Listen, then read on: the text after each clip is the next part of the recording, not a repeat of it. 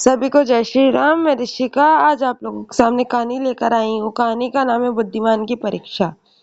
बहुत समय पूर्व जब गुरुकुल शिक्षा की प्रणाली होती थी, तब हर बालक को अपने जीवन के 25 वर्ष गुरुकुल में बिताना पड़ता था।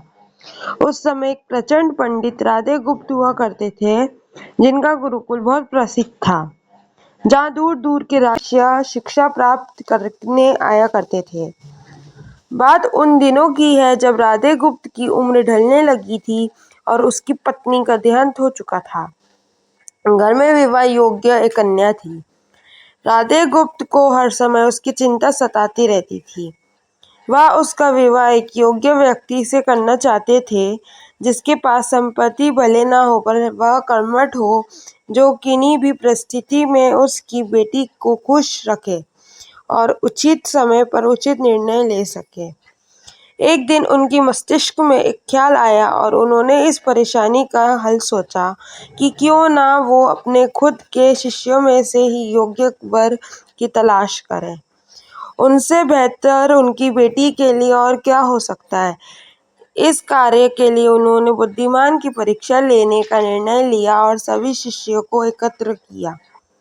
राधे गुप्त ने सभी से कहा कि वे एक परीक्षा आयोजित करना चाहते हैं, जिसमें सभी की बुद्धिमानी का परिचय होगा।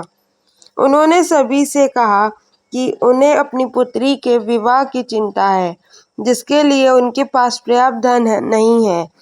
इसलिए वे चाहते हैं कि उनके शिष्य विवाह में लगने वाली सभी सामग्री कैसे भी करके एकत्र करें। भले उसके लिए उन्हें चोरी का रास्ता चुनना पड़े, लेकिन उन्हें चोरी करता कोई भी देख ना सके। इस एक शर्त का पालन सभी को करना है। अगले दिन से सभी शिष्य कार्य में जुट गए। रोजाना कोई न कोई इस तरह की वस्तुएं चुरा कर लाता और राधा गुप्त को दे देता। राधा गुप्त उन्हें एक विशेष स्थान पर रख देते, क्योंकि परीक्षा के बाद यह सभी वस्तुएं उनके मालिक को वापस करना जरूरी था, क्योंकि वे अपने शिष्यों को सही ज्ञान देना चाहते थे।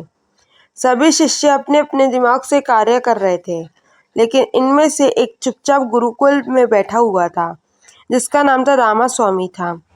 वह राधा गुप्त का सबसे करीबी और होनहार छात्र था। उसे ऐसा बैठे देखा राधा गुप्त ने इसका कारण पूछा।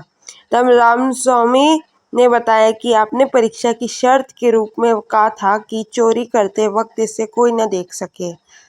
इस प्रकार अगर हम अकेले में भी चोरी करते हैं, तब भी हमारी अंतरात्मा उसे देख रही है। हम खुद से उसे नहीं छिपा सकते। इसका अर्थ यही है कि चोरी करना व्यर्थ है। उसकी यह बात सुनकर राधा गुप्त के चेहरे पर खुशी छा जाती है। वे उसी वक्त सभी को एकत्र करते हैं और पूछते हैं कि आप सबकी ने जो चोरी की, क्या उसे किसी ने देखा? सभी कहते हैं नहीं।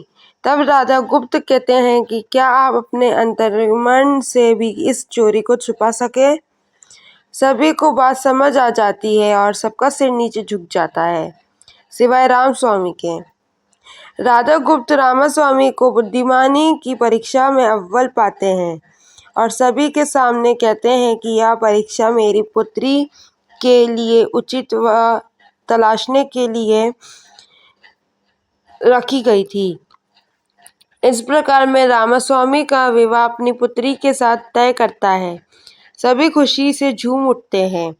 साथ ही चुराई हुई एक वस्तु को उसके मालिक को सौंप विनम्रता से सभी क्षमा मांगते हैं।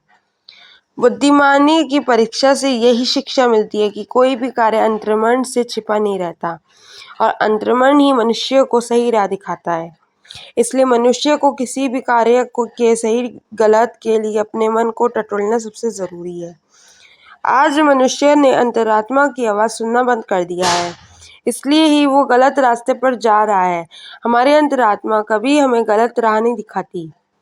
यह ज़रूर है कि मन की आवाज़ हमें वो करने की सलाह देती है जिसे दिमाग कभी स्वीकार नहीं करता, क्योंकि दिमाग सदैव स्वहित से कार्य करता है और मन हमें सही और गलत का परिचय करवाता है।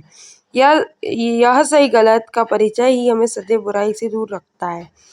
किसी भी कार्य के पहले हमें मन की आवाज़ ज़रूर सुनना चाहिए। शिक्षा। इस परीक्षा के जरिए राधा गुप्त ने अपनी पुत्री के लिए एक उचित पर भी तलाश लिया और शिष्यों को जीवन का मूल्य ज्ञान दिया। आज के वक्त में कोई भी शिक्षक की शिक्षण पद्धति मनुष्य को धन कमाने तक का ही ज्ञान देते हैं। एक बालक का सर्वांगीण विकास कहीं न कहीं लुप्त हो चुका है। आज का मनुष्य केवल बड़े होकर एक धनवान व्यक्ति बनने का ही ज्ञान विद्यालयों में लेता है।